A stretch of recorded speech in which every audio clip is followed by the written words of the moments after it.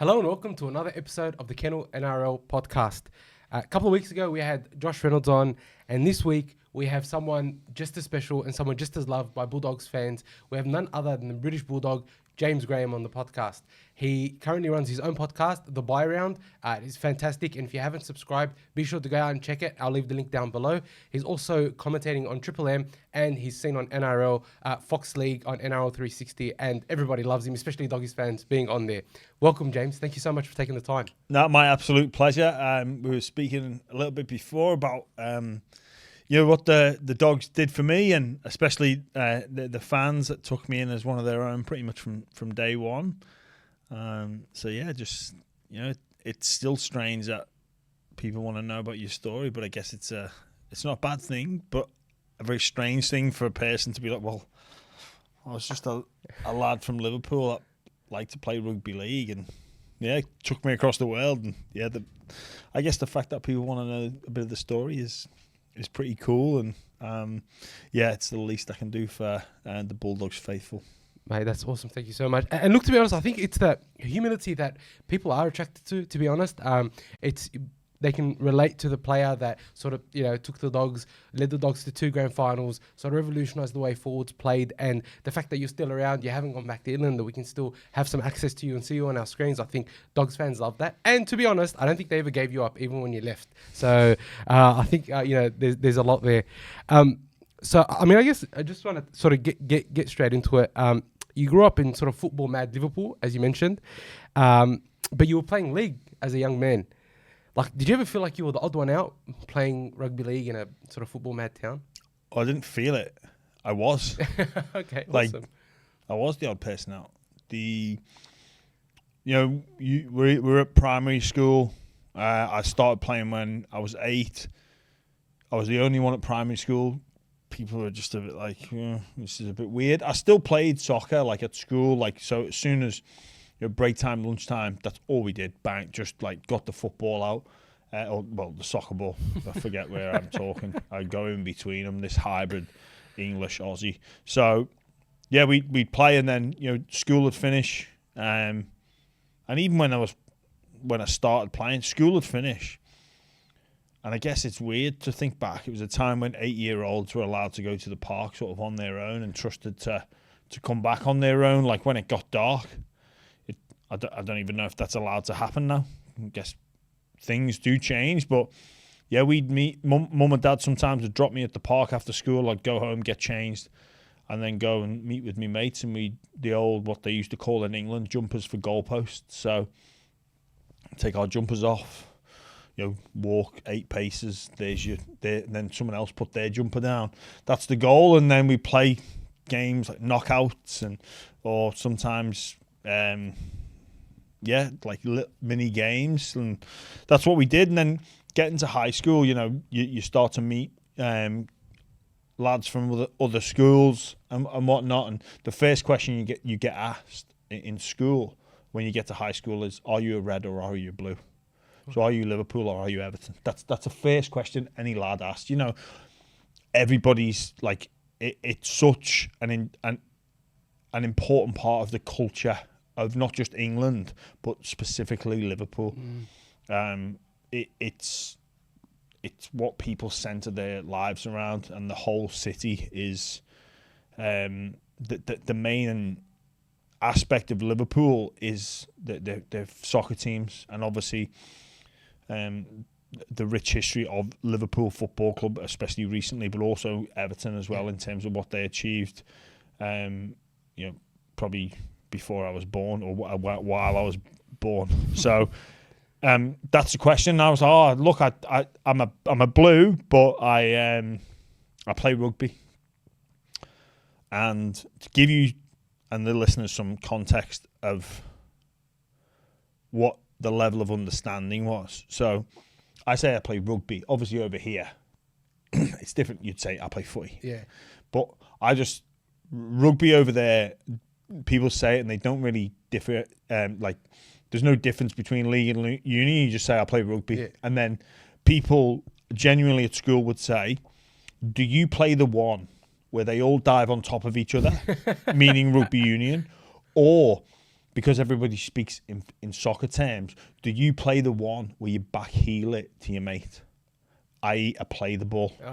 But they saw it as like a back heel, like a little fancy, like in soccer terms, that's it. You back heel it to your mate. And even, or do they just decide on the day which one they're going to play? That was the level of understanding from other 11-year-olds at that time in Liverpool about the difference between league and union and what rugby league and rugby union was. So there wasn't much of an idea. I was fortunate enough to be introduced through my father, who comes from a place called Maryport, which is an area in Cumbria. He grew up there, enjoying the sport. It's a part of the culture in Cumbria. Met my mum. They moved to Liverpool, and he'd always been a lifelong rugby league fan. He and my grandfather would go to the Challenge Cup final every year on sort of a Wembley pilgrimage, so to speak. Like whoever was playing, it wasn't like, oh, if my team's playing, we'll go. Kind of like people that would go to the grand final each and every year, no matter who's there. Challenge Cup final at Wembley, so much tradition, so much history. I'd have been 7, nearly 8, or around that age.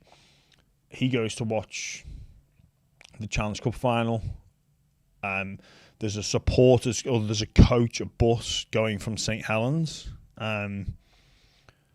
He drives to there, gets supplies, which now I know means a few beers for the coach down. And in this shop, there's a little notice board. Again, this is so hard for some people to comprehend because obviously the internet now and how information is distributed, WhatsApp groups, all that jazz. It'd be hard to envisage this existing now. So there's a notice board with St Helens Crusaders under 8 need players. If you're interested, call Andy Fairhurst on 01744 whatever. So Dad goes, oh, I wonder if our James would like that. And I was just on the verge of maybe joining a junior soccer team because, like I said, I played with my mates. I was very into sport, but probably needed a little bit of structure around it and a little bit of coaching and actual proper real life games as opposed to just knocking around with me mates. But yeah, Dad saw that advert, jotted down the number, and then that was on the Saturday. Sunday, I'm just knocking around, and he's like, "Do you want to give this a go?" I'm like, "Don't know, I don't know, Dad." And again, like from my understanding of rugby and rugby league, it was I didn't really get it. I probably thought it was more like American football. Right. Like that was my level of exposure to the sport. Like the sporting stage in England at the time was dominated by soccer, especially in Liverpool. Like bits of Union on the TV league. We'd see a bit of American football. Didn't really know what to expect. I'm like, oh, I don't know, Dad. And then he went and bought a ball, and he took me to the park where I used to knock around with my mates, and was almost a little bit conscious of people seeing me doing something different. Wow. Which is weird now because I don't care what people think now. If I do something different, you do something different. But then you're a kid, you're like, oh, and Dad started putting like little up and unders for me, like end over end bombs, and I'm like catching them. I'm like, oh, yeah, go on, then I'll give it a go. So he calls this bloke, Andy Fairhurst, and goes, oh, look, I saw you notice in the shop, and my son James wants to come down and give it a try. He goes, oh, well, we've got a game on Wednesday, and this was like the Sunday. I mean, it didn't really make any odds to me, but I can remember, I said, yeah, whatever. And then sort of went down on the Wednesday, and I can remember it was like just falling in love straight away. Wow. Like just playing and just being like, I just loved everything about it. It was just like, wow, this is so fun.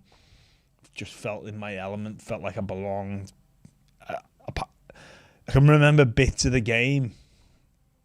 I can remember feeling like I did okay, and they were like, "Oh, that was great. Like, can you do you want to come back on Saturday for a training session? I was like, I have to wait till Saturday. I want to go do this all again tomorrow. And then, yeah, ever since that day, the game of rugby league became the most important thing in my life, and something that dominated and dictated not just my life, but my dad's life as well. And then, you know, to an extent, the rest of the family, it quickly took over everything that was happening in life. What a mad story. Honestly, I got goosebumps where you telling me you fell in love with it. I was like, oh man, I did genuine. It was like, I use this corny line when I tell people it was love at first scrum. But we never had scrums I can remember, but it was. I can just remember being like, wow, this is so much fun. Like, so much fun, from a kid that hadn't seen it on TV to be like, wow. Why does everyone else play this other dumb sport where we can be getting belted? Like, don't get me wrong. Like, I think I was attracted to the physicality, the nature of our sport, and I still enjoyed playing soccer, but I never played on any real like competitive level. I played for school a little bit, in and out of the team at school, but obviously rugby league dominated. But I never joined a club. Like, I was never able to sort of, you know, play two sports at the same time like a lot of young kids do now.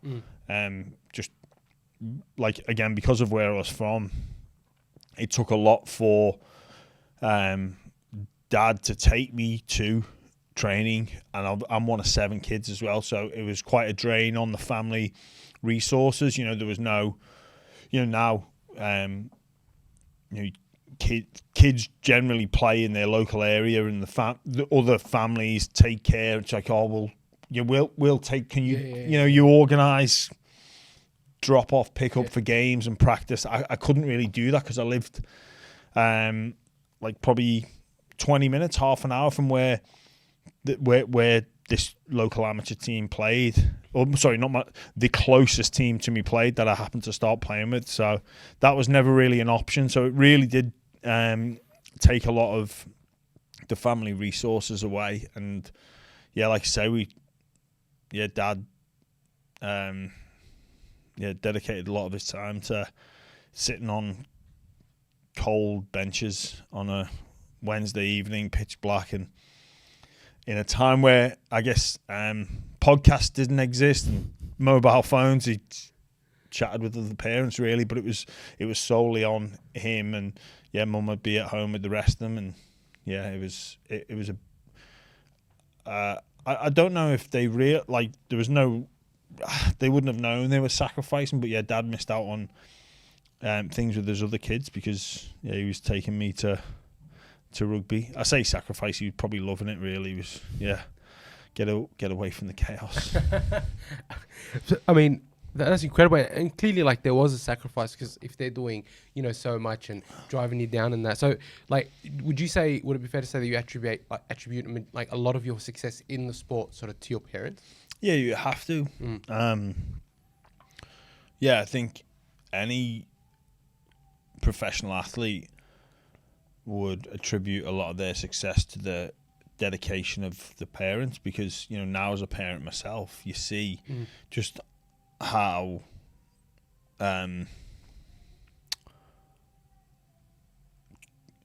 much time and dedication you have to put in. And my children are only small, but if they go on to even, you know, look to want to do anything in any level with sports related, or see other people, like it's a big commitment. And you know, you see people in Australian rural towns, like I've said about traveling 20 minutes, half an hour. I know in some rural places in Australia, I think I was listening about the story of David Armstrong, the Newcastle Knights player, and it's like the closest game to him was 2 hours. Well, that's the closest. So you'll get no sympathy for me, but that's for me, for my parents and my family. Just like any aspiring athlete, there's a lot that goes into it, you know, and like I let them know if we were on a family holiday and I was missing a tournament or a carnival, as they would call it here in Australia. Like, I was kicking the toys out of the pram. Didn't want to go on family holiday because I might miss this game. Like, yeah, not that we really got away that much, but yeah. And then, you know, the older you get in those sort of formative years, where there's a lot of work goes into the development of young players. So from probably at the age of 13, you know, it moved from a Wednesday night to Saturday morning, play on a Sunday, to, you know, I was doing extra training on a Monday that I'd have to travel to with like a fitness / sprint coach, obviously paid off with all my speed. Training on a Tuesday evening, Wednesday evening, Thursday evening, nothing on a Friday, and then play Saturday and Sunday. So it's a full-on schedule. Yeah, and yeah, it was just that was life. So at what point did you sort of either make the decision or feel like you wanted to become a professional rugby league player, like, or pursue that career? Was it like early on, it's like the age of 13, or was it sort of as you got a little bit older?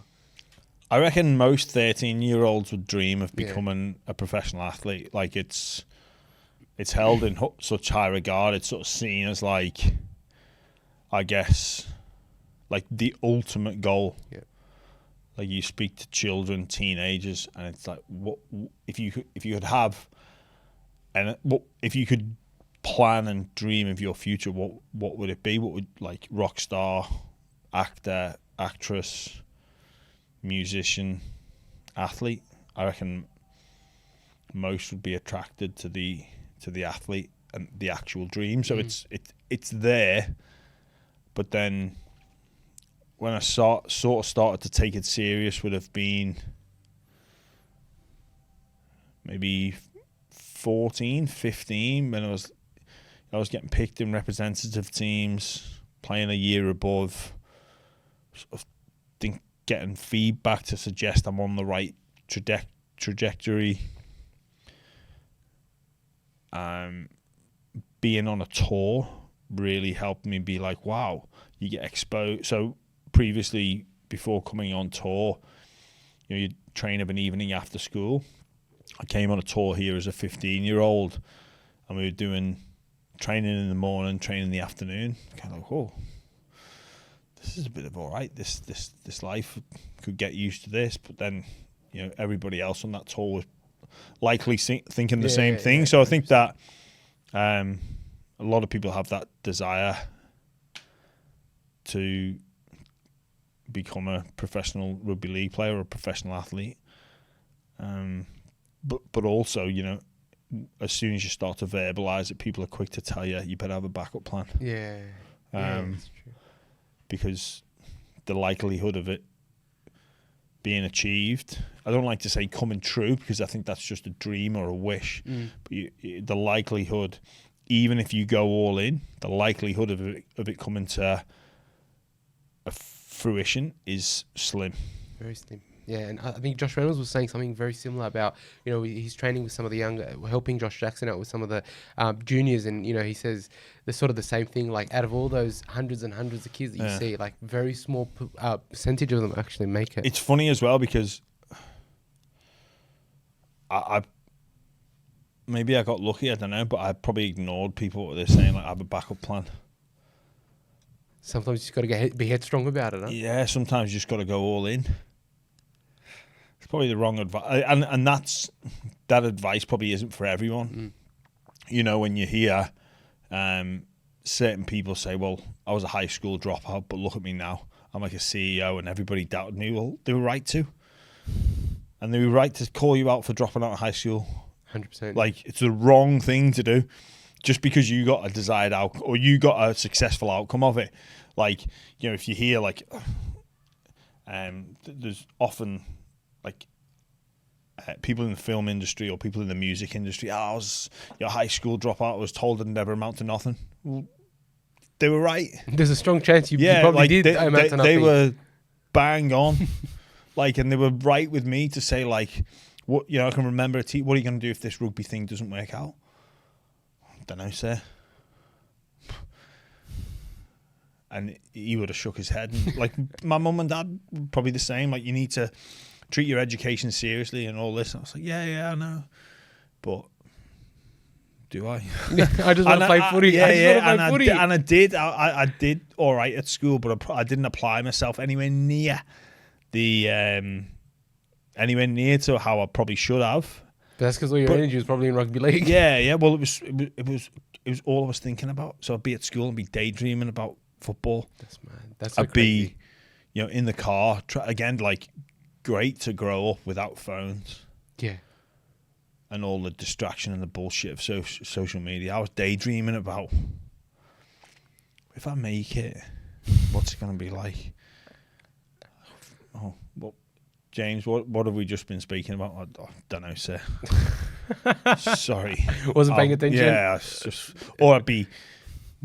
I'm probably painting a picture there of me at school as just sitting out the window daydreaming. I was fucking around a lot as well, don't get me wrong, but I don't know. It's funny when I hear about, like, when people take extreme examples and try and portray them onto most people. It's like, no, they're exceptions, not the norm. Yeah. Don't drop out of high school because your favorite rapper did. It's like, you're stupid. Let me put that on the. All right. So having said that, if you were to give James Graham Jr. some advice, being so in love with rugby league. But looking back, what advice would you give, junior James Graham? Wouldn't say anything. Wouldn't say anything to him. What's the point? Like, what? Yeah, I don't think I'd say anything. You don't think that advice would affect the mentality of young James Graham? No. He'd still go headstrong. If I could go back and time travel back, I'd be like, tell me about what you're thinking, because you kind of forget. I'd be more interested in hearing from him. You wouldn't tell him about Bitcoin? No. Oh, really? No, I wouldn't, because I think, like, I'm of the belief that getting quote unquote like lucky with, I guess, I got this bit of it, like, I don't actually think it sets you up.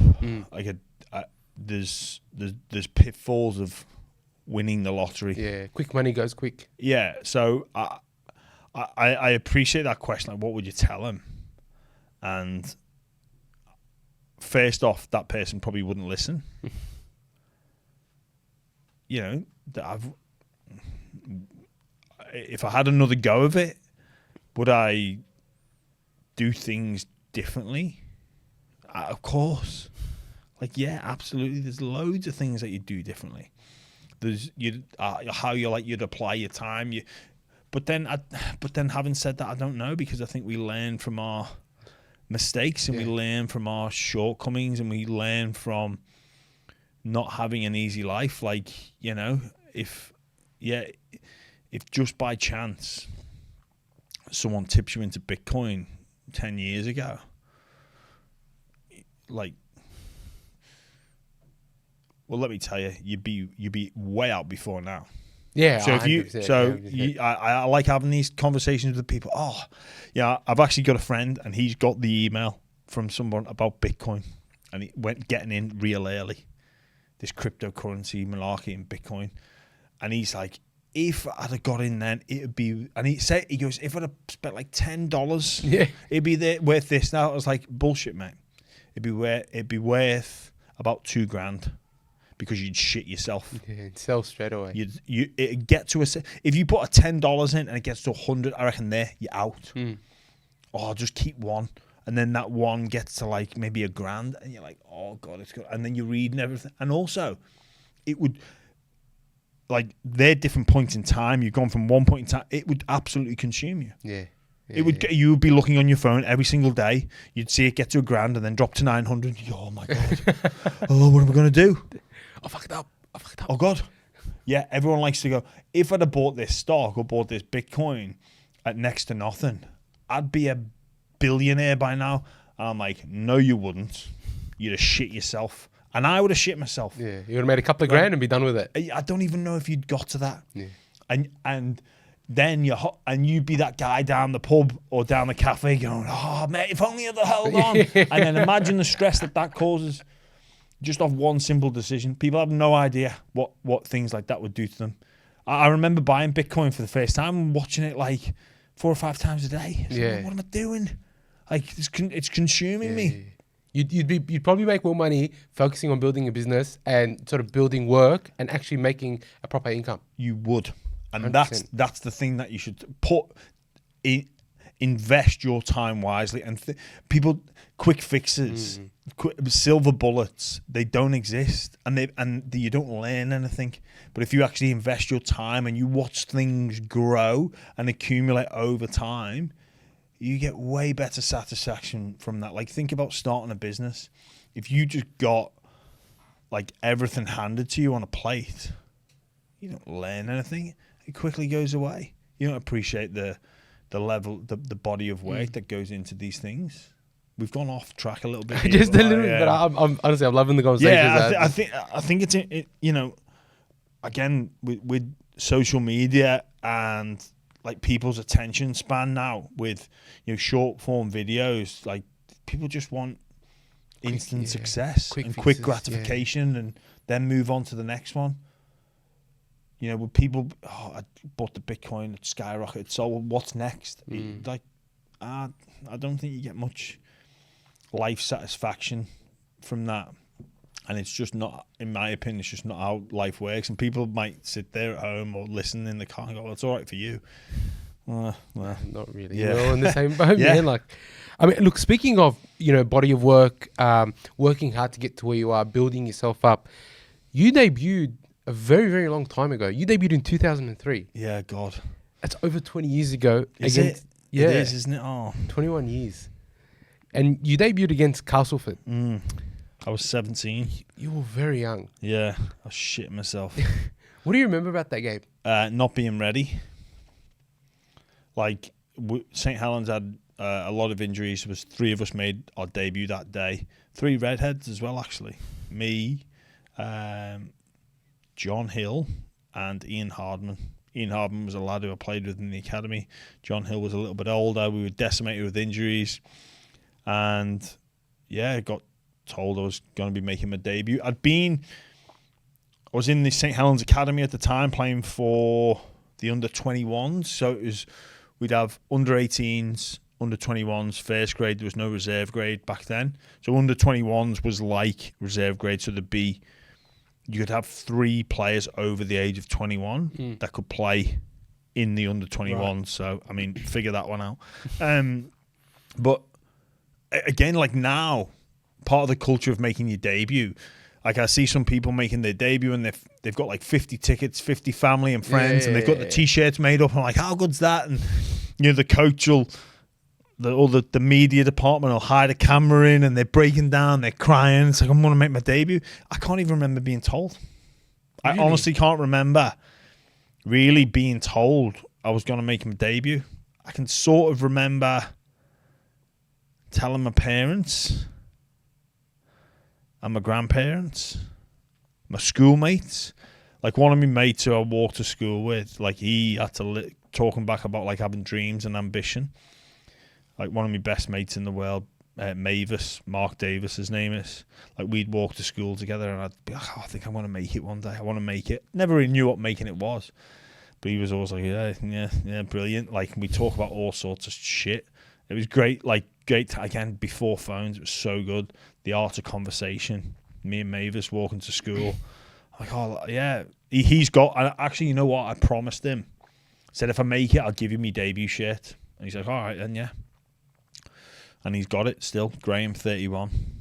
Because I made him a promise. That was quite cool. That's pretty sick. Yeah, it was pretty cool, actually. Something I held my word to. That, yeah, give me mate Mavis my debut shirt. But that's probably what I remember is like telling telling Mavis, because I'd made that promise and sort of like being along that journey. Well, so no, he wasn't even part of the journey. He was just someone my mate who I walked to school with. And then, yeah, it didn't really, like, there's no like embroidery on it. Nothing. No. There's no photograph of me getting presented with a jersey. Didn't exist. It's far better now in terms of it's a celebration. Yeah. It's a big, because it is a big deal in a young person's life to make their professional debut. But back then, it was just, all right, you playing this week. All right, no, like you're going to be coming off the bench. No, like plan, and obviously things were different then. It was in England, Super League, St Helens, Ian Millward, very successful team, and he was probably more interested in, like, I don't really give a shit about the debuts. Like, when am I getting my players back? When am I? Because I think it was August, so yeah, close to finals. He was probably thinking, when are we going to get some cattle back? Like, just going to give up who's going to play. This guy's in the academy. Like I said, I played in the academy for the 21s, but I was still at school. So you were playing upper level? Yeah. So I was playing in the under 21s, which was like the reserve team. Like New South Wales Cup of... Kind of, yeah. But like I said, you could only have 3 players over 21. So I was also training with the first team on, like, days off at school. Like, not had days off at school, but like in the holidays. So yeah, they sort of like new people in there, but I was always that quiet kid that, to be honest, most of the time training with the first team back then, you're just a professional pad holder. Like, more than anything, you'd come in to hold a pad because the squads were a lot smaller. You were just there to... It's the extra number. Yeah, basically, yeah. You'd never like, there was no swapping in. It was just, we're going to run this 3-on-2 drill. I hold the pad, might get a go at the end. Like, so different to how it is now. Now there's like, what, 35, 36 altogether with the development and the training squad and that. It's a big team. And it's changed back home as well, and it's changed for the better. But yeah, it's funny, speaking about that debut, it's so different to how it is now. That's mad yeah, reflections. I know. Like, there is no photograph of, like, here's your debut. I think I got 2 tickets because it was a home game. We won, so I was still on an academy contract, so that was just all matches. So I was on like a wage, not really a wage, maybe $5,000 English, the year, maybe a bit more, but like you had appearance fees. But it was like whatever level you played at was the appearance fee. Yeah. So whether it was in the under 18s, the academy, or the under 21s academy, 60 quid a win, 20 quid a loss. 60 quid. And that was the same for first team. So I got 60. We won. So I got 60 quid. Like, well done. Happy days. And a couple of tickets. Good job. Yeah. And then, but then to be fair, like, it wasn't long after that they... like, still at school, so the school system works a bit different over there. So finished year 11, and then year 12 and 13 you can, like, elect to do. Right.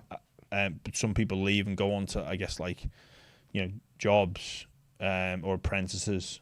It's a bit like year 10. People do the year 10 certificate and then they'll go do apprenticeships and things like that. So I started year 12, but then, yeah, that's when I made my debut in year 12. And then year 13 was kicking off in September. So St Helens said to me, would you be interested in going full-time, start pre-season in November? Wow. And I was like, is that a question? Like, no. Like, yeah, I'm going. Like, don't ask me. Like, but I never told school. So I finished the summer holidays, played that game in, was it August? Was it August? The debut game. I don't remember, actually. I don't know, because I feel like I was still at school, so maybe it was earlier, maybe it was June or July. Oh my god. But so I mean, yeah, because I feel like I was at school. I wasn't on school holidays, but sorry, going back to that. Yeah, I stayed at school, knowing I was going full time in November the 1st. So I did like 2 months. I did the September and halfway through October, and didn't tell any of the teachers. So I basically sat in the common room and just sort of fucked around, to say the least. Because I knew. Well, you're a rugby league star now, so you don't. I don't know about rugby league star, but I was, and yeah. Talk about like advice giving your younger self. I was telling myself that I'll pick my study back up. I'll do my year. I'll get my first year under my belt, and then I'll start year 12 like at home. Yeah, sure. Or in like a community college. Yeah. Fortunately, now they've changed that. Yeah. So St Helens, where they train, they partnered with a college. So I think it's actually St Helens are one of the few clubs that make it compulsory that you can't, if you're a young player and you're training with the first team, you've got to be doing something. So I think the Bulldogs I think have a specific person just for training and education as well. So I know that all the NRL clubs are pretty much starting to put out. And rightly so, because it's definitely man. Yeah. So what date did I make my debut? Yes, it was August in 2003. Oh, it was August. So I guess I was on school holidays. Yeah. Actually, you know what? Yeah, we were on school holidays. I remember. Yeah, we were. That's incredible. Man. Yes. I mean, your stories, I find it very interesting. You may think, I'm just recounting, but it's so interesting. Thank you so much for the insights. And guys, if you haven't come to the seen this podcast before, it's the first time you come on the Kennel podcast, please be sure to like this video. Please subscribe to our channel. We've got heaps of content coming. And as you know, we've got the British Bulldogs with us, and we're going to get straight back into it.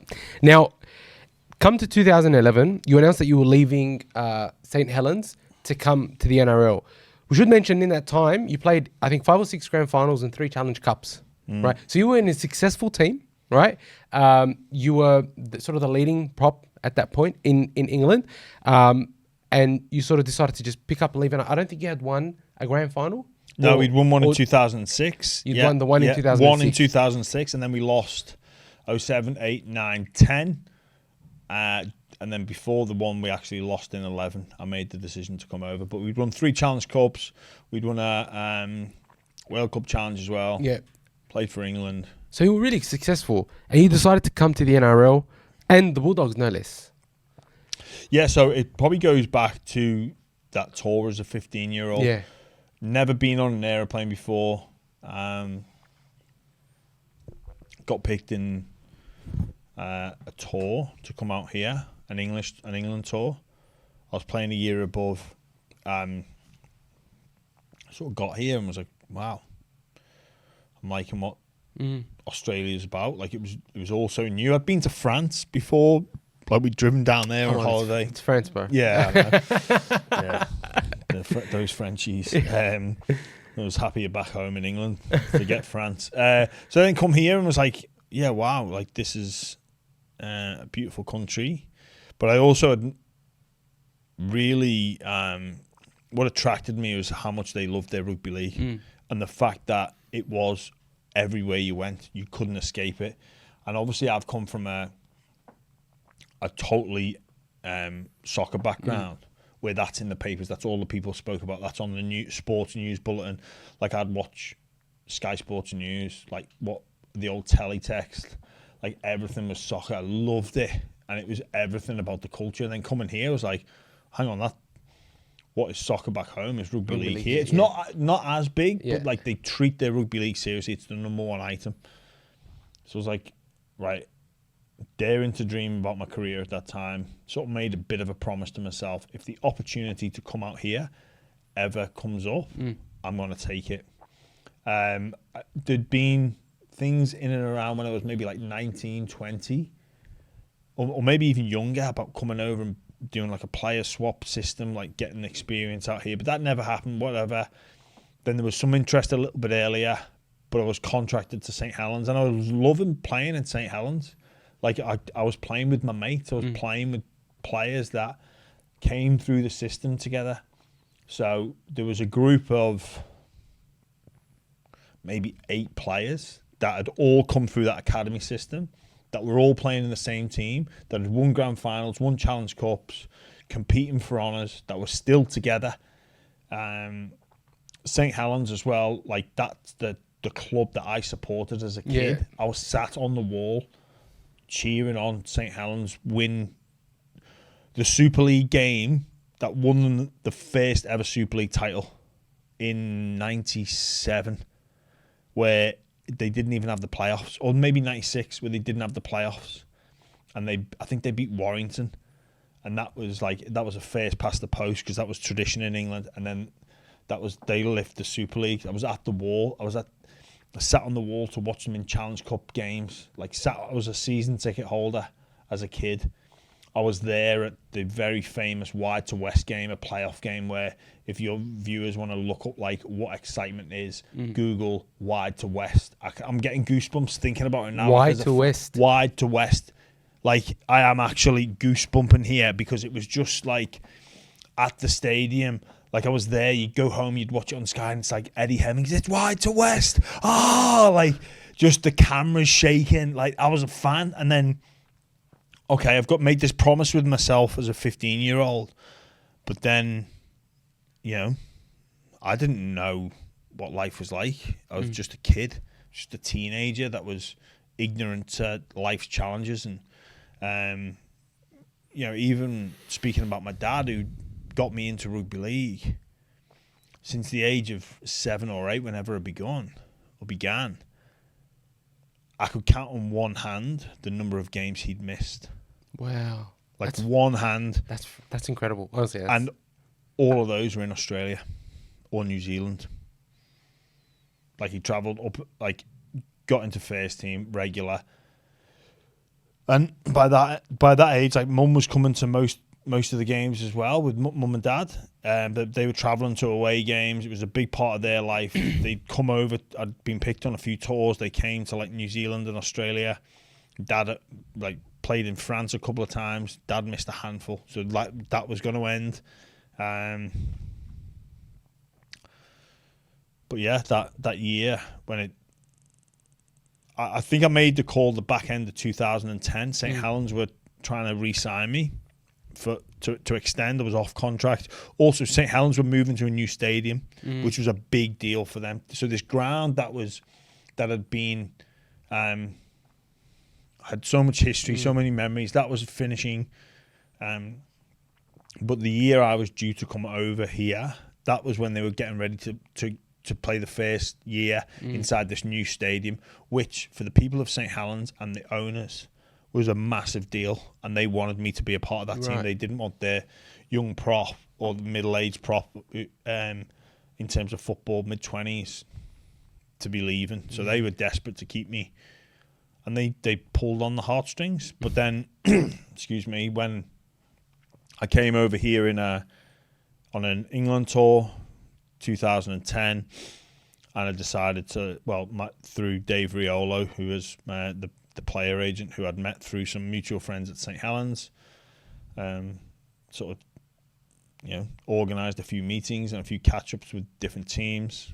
But I think at that stage as well, I was ready for a change. I was ready for something new and ready to go and try and prove myself all over again. I think the idea to come here, been there for a long time, but I wanted to make that call because I felt as if I had to go and answer that question. Like, what if? I didn't want to sit back now as a 38-year-old, stay my career at St Helens and go, I wonder what would have happened if I'd have gone to Australia. Like, I'd have been wondering about, what would it have been like if I'd have gone to the Dogs or a different team, or where would life have taken me?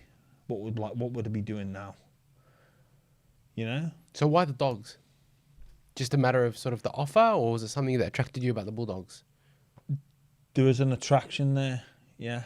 Like, I had a shallow understanding of how the NRL worked. I obviously knew that there was a salary cap, and that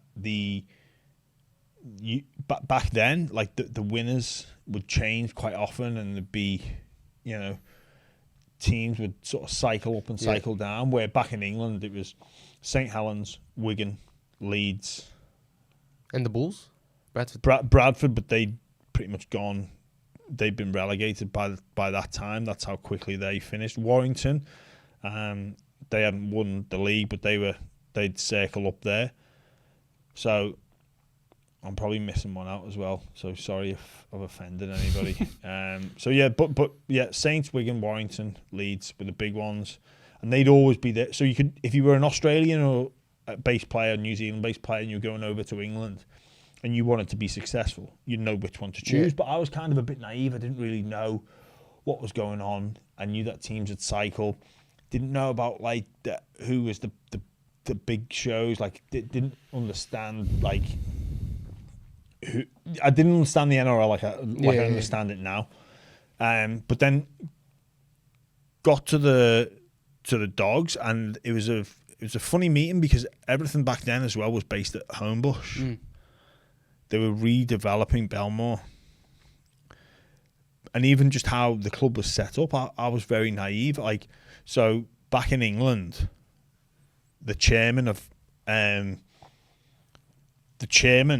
was the owner, like the majority shareholder. So when I was doing a contract deal in England, everything was with the chairman and the coach. But then coming over to Australia, I was meeting the CEO.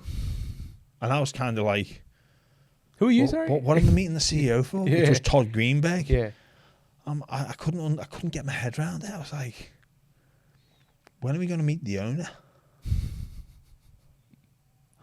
There's no owner. There is none. Yeah. Like, I was waiting to meet this person that didn't exist. Probably then the penny drops. I'm like, okay. Like, so naive. But no, met with the Dogs at Homebush, and it was Kevin Moore was the coach at the time, and was really sold the sort of vision of the club. And obviously I understood, or my understanding, that these things worked in cycles, and I sort of got the sense that the Bulldogs were about to come into a cycle, and I could help them be a part of challenging for success. And also my agent was really good for me as well, David Riolo, who I could have gone to some other teams for probably more money, but he, from the get-go, was like, I'm not going to send you there. Like, he didn't entertain any offers from a certain number of clubs, which I'll keep private, respectfully, because he was like, I don't think it'll work there, because they're not coming into a window. So I trusted the advice of Dave to put me to a club that would be suited for me and where that club was going, because he knew I wanted to come and make a crack of it and be serious. I didn't want to just come and play NRL. I wanted to come and try and be successful. So that then makes a difference in your decision making. And he probably knew that, like, I could be like maybe swayed by the top dollar, whoever's like highest bidder. You know, you go into auction. No. So there was a couple of clubs in, but then the Dogs, I was really impressed by them, and Todd and Kevin Moore at the time, you know, and they made an effort to look after me when I was over here at the end of that tour, to, you know, show me around and sorted me out with a little holiday, and sort of made their feelings known about how much they wanted me at their football club. Another thing as well, like the sort of the way the dominoes fall, myself and Adam Blair were off contract. We were I guess, you know, when you look at it now and there's a couple of people in a certain position and then the dominoes fall. But like with middle forwards, there was me and Adam Blair. He was off contract at Melbourne. Yeah. And some other clubs that were interested were like, oh, we don't know. Like, or if we lose out on Blair, we'll go for Graham. And also I was untried, but the Dogs were like, we want you. We're not interested in Blair. So I was like, well... A good vote of confidence. And also, Adam Blair was managed by the same company. Right. So I don't think he was managed directly by Riolo, but I think Riolo's partner was Isaac Moses at the time. Right. So they were talking, they were business partners. Yeah. So he knew exactly who was in for Moses. For Blair, and he was like, mate, the Dogs aren't interested in him. They want you. I was like, well, Like they're not gonna wait and go after Blair, and if he rejects them and goes somewhere else, then you're the next cab off the rank. He was like, you're their number one target. So I was like, all right, okay. And then, he negotiated a deal that I was, over the moon with, really. 3 years.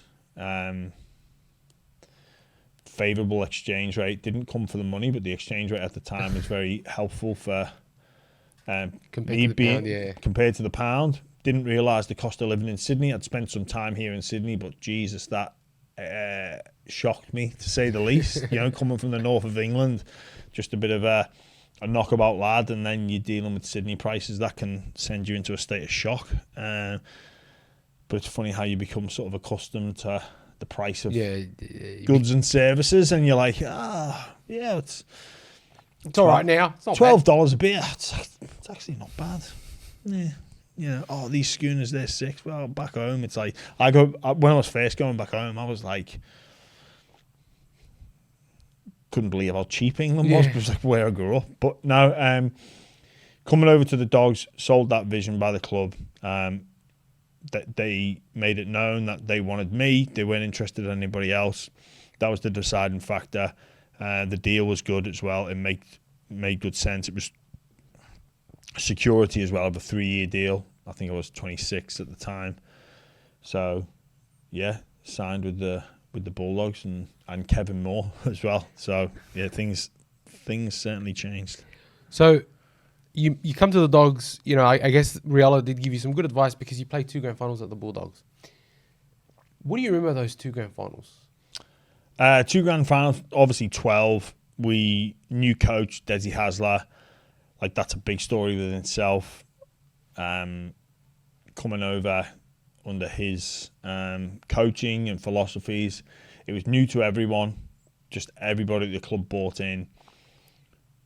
From memory, from 2012, I think we were win-loss. We were doing okay to start the season, but even thinking back, I don't think many people, back then as well, coming over here, I was reading everything that was going on in the media, like where people, like, I cared about what people predicted. Oh, the Bulldogs make the 8, don't they? Oh, maybe Hasler effect, Manly, all this, like Graham, this young pro, he's going to get dominated. Oh, they struggle in this area, that area.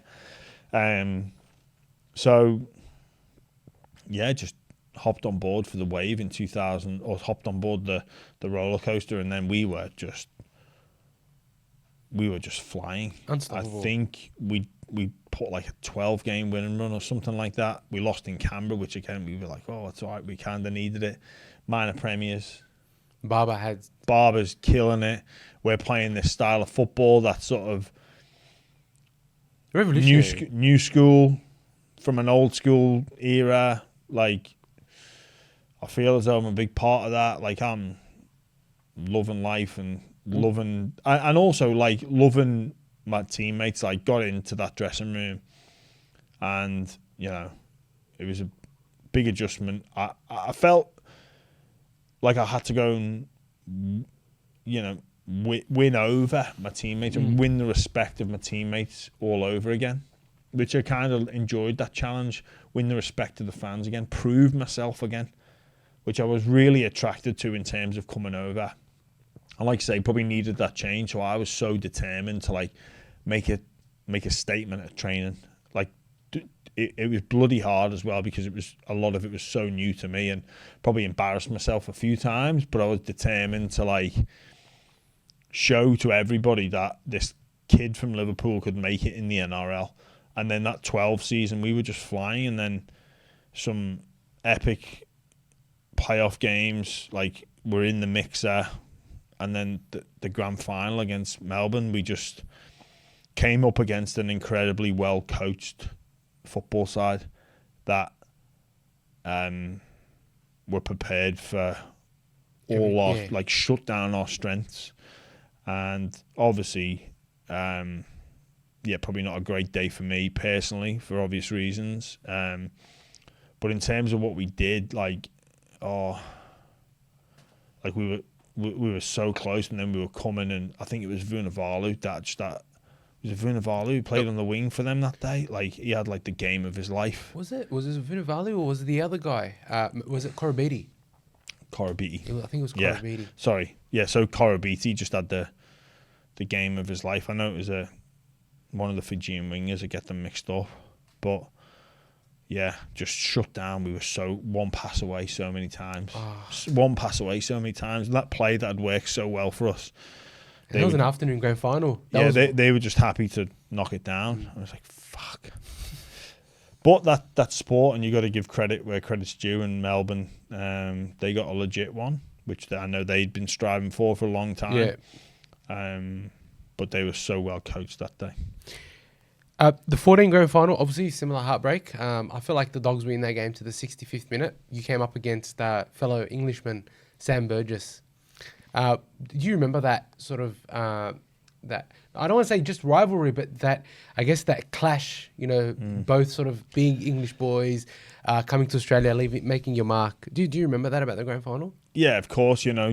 They a lot good sporting occasions are often supported by great subplots, and that was a big subplot. I didn't. It was never about me. It was never about Sam. But the media wanted to do that. We played it with a straight bat.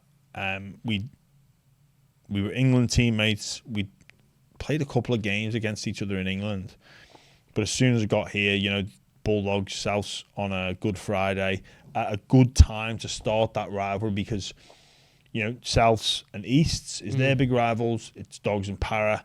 But this new rivalry was created Good Friday, but it was created because both teams were going really well. Yeah.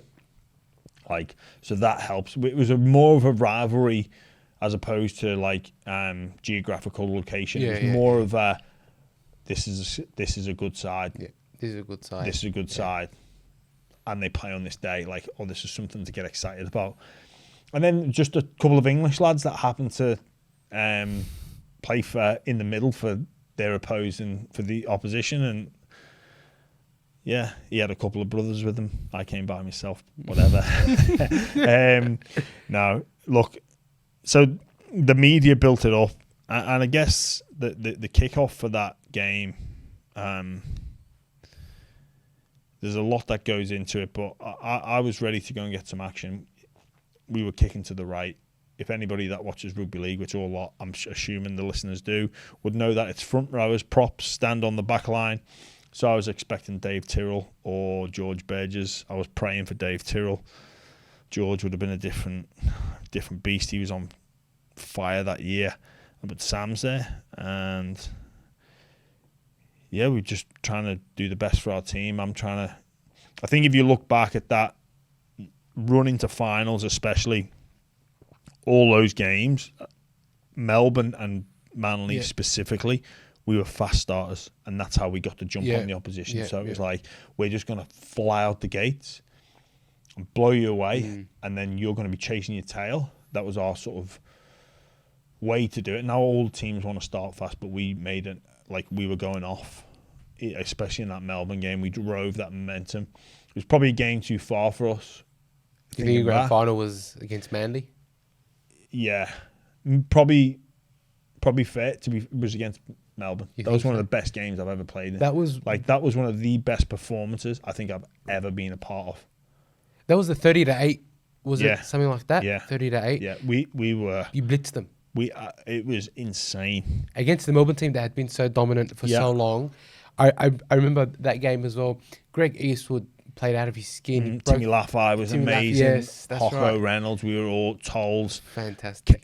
We were just unstoppable. Yeah, and then the Manly game, again, massive start. They came back into it. That's the me and Mitch Brown incident, which is funny looking back. But then, the grand final comes and, the kickoff happens. It's just me trying to make a strong tackle. That's all it is. And Sam trying to run through the Bulldogs line of defence like we're not there, like he did in that game. I think the Good Friday game where they dropped out to him and he, that footage of him running with the ball and he runs at Innes and Tony Will, he's not running like that, but he's close to it. And that happens. And you know what? Looking back at that day, look, I'll be honest. the team that deserved to win the comp that year won it. Yeah. It's hard for me to say, The better team won. but I think it's, you take your Bulldogs glasses off and you go, well, yeah. Look, we try to do that at the Kennel podcast, but we Yeah. can't. Sorry. Yeah. That was the dog should have won. but again, like that, I guess we were living in our bubble a little bit of like we were riding, and I've spoke to people at Souths about this. We were riding the Bulldogs wave of emotion and down at Belmore, and we were like, this is insane. Like Belmore was rocking. Obviously the injury to Michael Innes as well, which is another issue. Yeah. But Belmore was pumping, and we were like, there's nothing that can ever be as big as this. Like, this is our bubble. And then I remember getting to the grand final and going out to do the toss or going out to do something and being like, oh, shit, there's more South fans here. Because we were out of the bubble of this is how long since they won a comp? And how 40-something 40-year drought. We were out the bubble of Russell Crowe ringing the bell. We were out the bubble of we've been kicked out of the comp and now we're back in. We were out the bubble of Sam Burgess just moving to rugby union. We were in our bubble. There's nothing bigger. But can I ask you, like, as a Bulldogs fan, I always thought that was a bit bullshit. The way that I felt the NRL was preferencing the Rabbitohs for that whole grand final. That whole week, it was Rabbitohs. You're ringing the bell. Like, for me, it's like, it should be a neutral game, not... Yeah. Look, we honestly, we had no idea.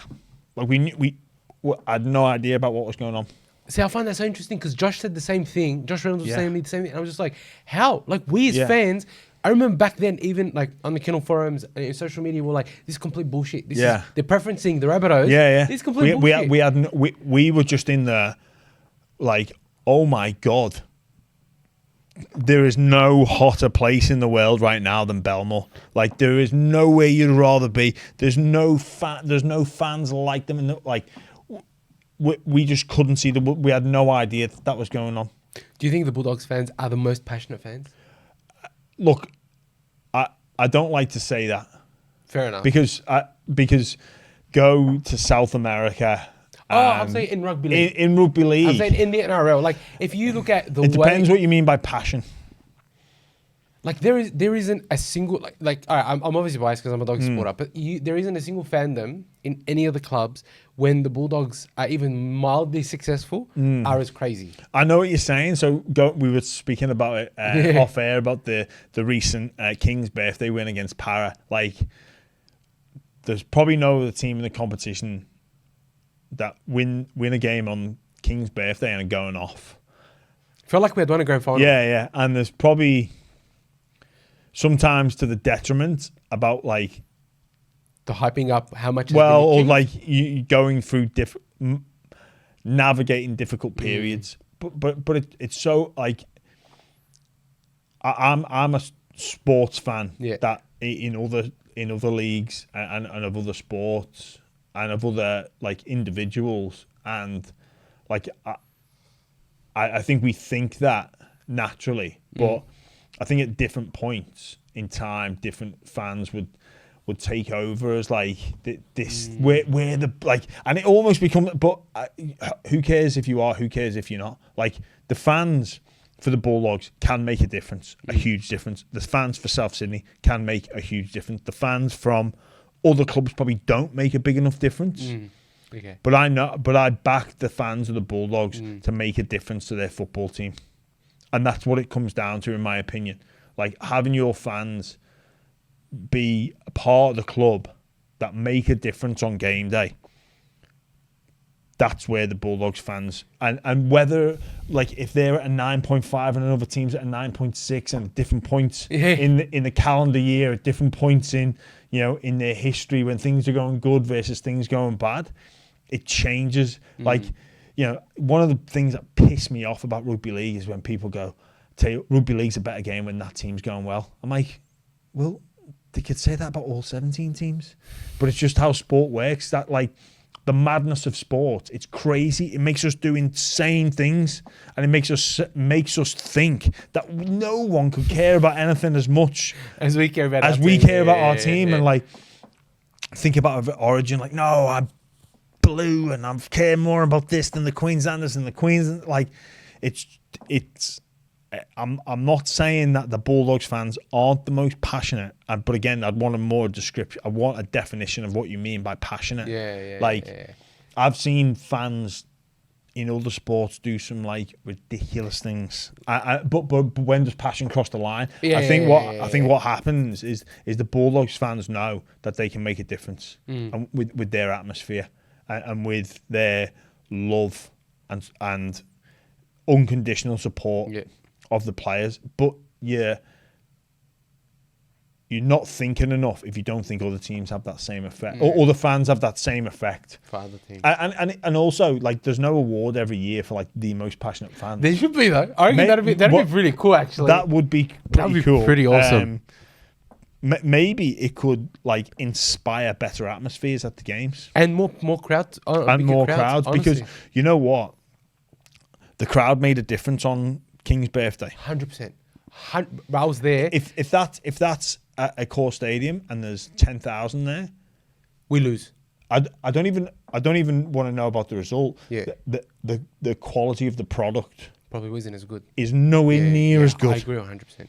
So like, but then if we had 17,000 at Belmore for that game, even better. Way better. But so my point about being passionate fans, turn up every week and support your team. 100%. Like that was one of the noticeable differences for me coming to Australia and playing at a Accor Stadium or ANZ at the time. It's like, why is there no one here? Why is fucking no one here? Why did they only turn up on Good Friday?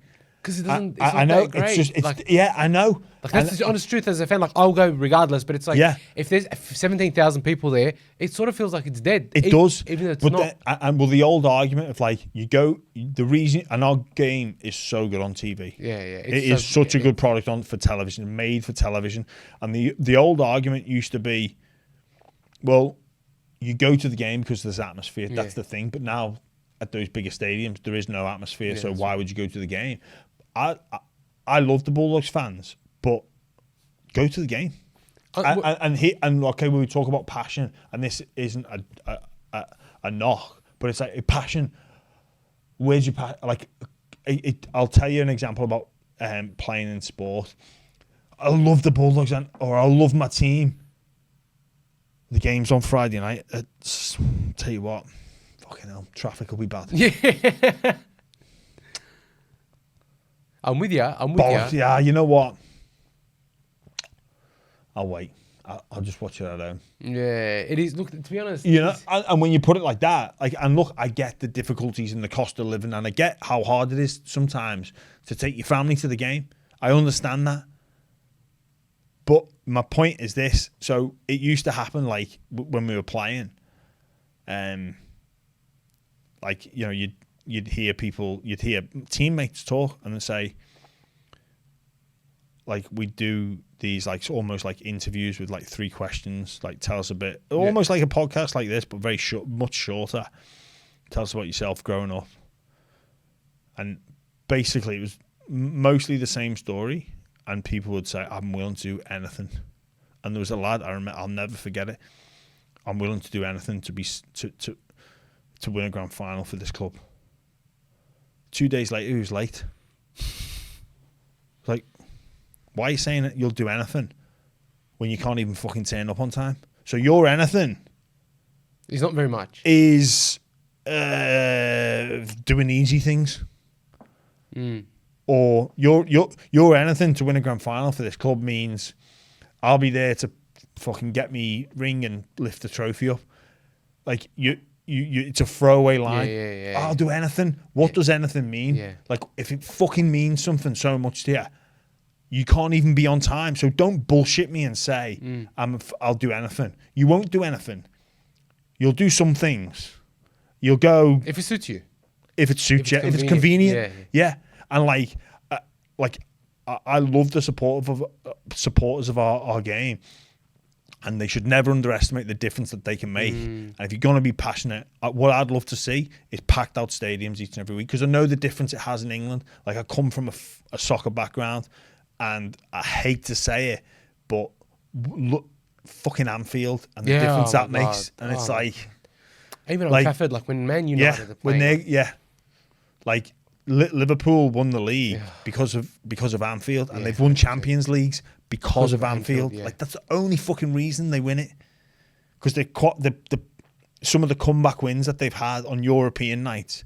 Same with Queensland. So take it back to rugby league. Yeah. Like, why is Suncorp such a difficult ground for New South Wales to play at? Because the fans make a difference. It's the same metrics. It's 100 meter. The pitch is 100 meters long, 10 meters. You know, the in goals are the same. The changing rooms are the same. Like, obviously, it's been played during COVID, and playing sport when there's no fans is shit. It's not the same. It doesn't mean anything as much. So, like, the players understand, like, and that's where I say that they can make a difference, is because the players notice. And the players noticed on the King's birthday. And the players for Queensland will notice when they run out at Suncorp Stadium, they will notice. And those lads that are new on the New South Wales team, they'll know when they go for that decider, this is different. And it's not different because it's in a different geographical location. It's different because the fans come out and make a difference. It's the people that make a difference. And I think all, like, you know, I personally, like, you asked me a question about the passionate fans. Who knows who the world's most passionate fans are, or the NRL's most passionate fans? Maybe in order to sort that out, we have a vote and watch people turn up because they'd want to. I honestly, that would be so, like, battle of the fans, essentially. Battle of the fans, Bro, battle of the fans will be, and it's won by who fills stadiums each and every week. Because again, and I don't want people to take that the wrong way, but that's a great I'm point. passionate about it because I know how much of a difference it makes. And look, you're right. I know how much of a difference walking back to a state after we've scored a try and we need another try, and seeing the fans bring that roar of energy, where if they're not there, it's not the same. But is it solely on the fans? Like, I'll ask you a genuine question. Like, if I look at the NRL, like, for example, the King's birthday, right? Yeah. Why I think it was so busy, why so packed out, I'll be honest, is the Bulldogs put on a family event beforehand. Yeah. I honestly believe that, I don't know, look, I'm sort of spitballing, but I'd say 5,000 to 10,000 people rocked up because there was a family event beforehand. Yeah. Right? And obviously the Parramatta rivalry. But that family thing, like, I wanted to take my daughter to it and then get her to experience a Bulldogs game. She's only 4. 100%. Obviously, the environment changes it. But, like, hey, for every family day that people have gone to, a little bit of rain, especially Sydney siders, you know, you're not going to melt. Yeah. I can remember, like, playing a game. We hate the rain, bro. We hate the rain. You're English. You're used to it. We hate the rain. I was playing a game for the Dogs. I think it was Good Friday. I remember asking the person in memberships or ticketing. I was like, how many are we going to be expecting on the weekend, on Friday, on Good Friday? And they said, they're saying like 50,000, but if it rains, it'll be more like 40. I'm like, you fucking mean? So 10,000 people won't come out in the rain to support their team. Fucking Sydney's, we're fickle, get a fucking umbrella. We're get fickle, a rain jacket. But when the game's so good on TV, I know. Do you know what I mean? Like, so I've got like a man cave at home, right? And it's got a big TV. I've got like snacks. I've got a little mini fridge, right? Bro, we get there. Take it with you. Get an umbrella, a rain jacket, and you'll be sound. Just fucking, mate. I remember going to watch Australians. What's the football team called? The men's the Socceroos? The Socceroos. Yeah. They're playing Iraq in a World Cup qualifier. It started raining. Yeah. And the fans ran to the concourse. Your team needs you. What are you doing? Get down here. I was cheering for Iraq. I wanted Australia to lose. So I was happy. So your fans. Why were you cheering for Iraq? Fucking can't have Australia win. Why not? Mate, no way. Can't, no. But can you imagine Australia wins the World Cup before England does? It won't happen. I don't think. I love Australia. Love the country. I'd go to war for the country unless it was fighting England. I'd fight for its values. I genuinely mean that. I would love this country. But any level of sport, whether it's Tiddlywinks, Monopoly World, Cup, I'd even pick France to beat Australia. No. Hang on a second. No, bro.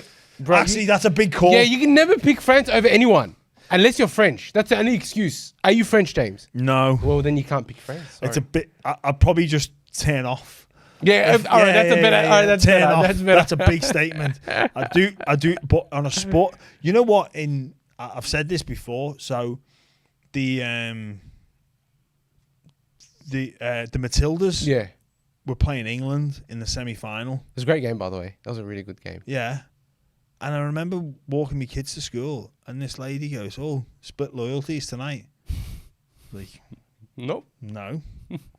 She was like, "Well, do you not want Australia? Like, are you not torn?" It's like, I didn't say this. It was like, fucking, are you off your head? Like, and then she didn't appreciate the comment. I said, and you know, if the Matildas win, I'll be supporting Spain in the final. Oh. She was like, "What do you mean?" Spain are winning, so yeah. I was like, I don't want your support for England, for the Lionesses, and you will not be getting mine. Like, no. So straight down the line. Mate, no. Australia, brilliant country, cannot support them on a national level in any sporting context. You can't. It's just how I've grown up. Like, England and Australia have got a massive rivalry. They do. Look, we do. That must mean that you are absolutely livid when it comes to the Ashes. Like, you are one of those fans. You know what? Cricket, it doesn't really float my boat that Not even much. the Ashes? Not. Oh, look, look, I'll watch it, but I'm not going to lose any sleep over it. But but I can do, when England play Australia in different sports, I can kind of leave it alone. But it's when people expect you to support Australia, or like there's a big event happening, like the Matildas. Yeah. I can't support them. I mean, that's fair enough, though. I'll be honest with you. I get that. And I justify it. Just like, well, I'm the most passionate fan. Like, I could never, like, and I say this, and I hope it never gets taken out. I'd fight for this country. I mean, and its values and everything that stands for, but I'd never support it. Like, even, you know what? Even against Argentina, and I don't like the Argies either. Actually, there's a lot of hate in my heart for different countries.